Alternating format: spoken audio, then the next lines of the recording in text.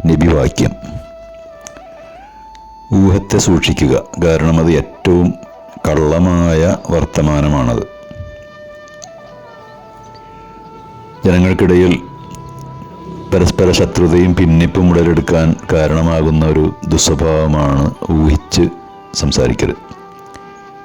ഒരു തെളിവുമില്ലാതെ മറ്റൊരാളെക്കുറിച്ച് മനസ്സിൽ മോശമായ ചിന്ത ഉണ്ടാകുന്നതിനാണല്ലോ ഊഹമെന്ന് പറയുന്നത്. ജനങ്ങളുടെ ന്യൂനതകളും കുറവുകളും കണ്ടെത്താൻ കണ്ണും ചെവിയും തുറന്നു വെക്കുന്ന ഒരു ദുസ്വഭാവമാണത്. വ്യക്തിബന്ധങ്ങളും കുടുംബ ബന്ധങ്ങളും ദാമ്പത്യ ബന്ധങ്ങളും വരെ തകർത്ത് കളയുന്നതാണ് ഊഹാപോഹങ്ങൾ പ്രചരിപ്പിക്കൽ.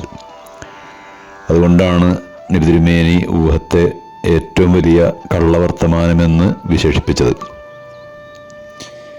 വിശുദ്ധ ഖുർആനിൽ ഊഹത്തെക്കുറിച്ചും ചാരവൃത്തിയെക്കുറിച്ചും ഇപ്രകാരം പറയുന്നുണ്ട്: ഊഹങ്ങളിൽ പലതും പാപങ്ങളാണ്, അതിനാൽ അധിക ഊഹങ്ങൾ നിങ്ങൾ ഉപേക്ഷിക്കണം. ഒരാൾ മറ്റൊരാളെക്കുറിച്ച് തെറ്റിദ്ധാരണ വെച്ച് പുലർത്തുക, എന്നിട്ട് അയാളെക്കുറിച്ച് മോശമായ രീതിയിൽ സംസാരിക്കുക, അങ്ങനെ വ്യക്തികളെ തേജോവധം ചെയ്യുക, ഇക്കാലത്ത് വ്യാപകമായി കാണപ്പെടുന്ന ഒരു ദുസ്വഭാവമാണിത്.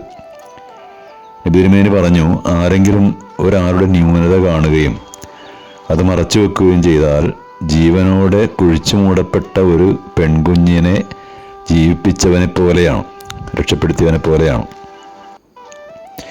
മറ്റൊരു നബിവാക്യത്തിൽ പറയുന്നത് ഇങ്ങനെയാണ്: ഒരാളെക്കുറിച്ച് നിങ്ങൾക്ക് വല്ല മോശമായ ധാരണയും ഉണ്ടായിട്ടുണ്ടെങ്കിൽ അതേക്കുറിച്ച് കൂടുതൽ അന്വേഷിക്കരുത്.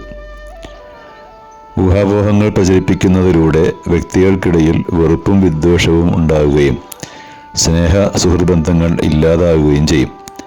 അതുകൊണ്ടാണ് ഇത്തരം ദുസ്വഭാവങ്ങളെ ഇസ്ലാം ഗൗരവതരമായി കണക്കാക്കുന്നതും അവയെ നിരോധിക്കുന്നതും.